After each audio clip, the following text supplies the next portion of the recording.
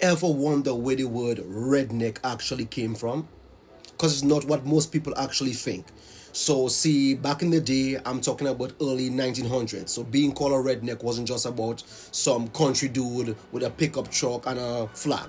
It was actually started with the coal miners and poor farmers, mostly living in the South and West Virginia, who worked all day in the hot sun. Their necks literally got red from the sunburn.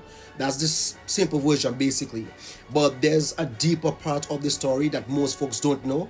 Around 1921, during something called the Battle of the Blairmountain in West Virginia, there were thousands of coal miners who went on a strike.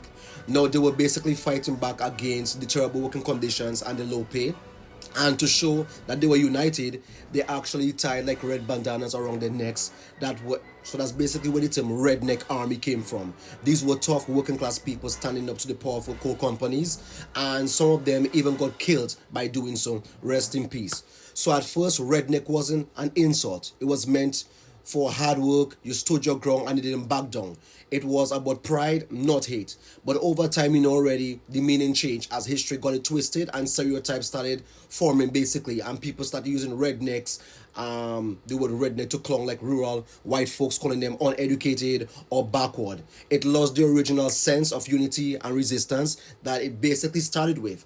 And honestly, it's kind of sad because redneck actually began as a symbol of working people basically fighting for justice, the same way so many movements like have been. So next time somebody throws that word around, just remember it came from people who basically, and they weren't afraid to bleed or burn or fight for basically whatever they believed in.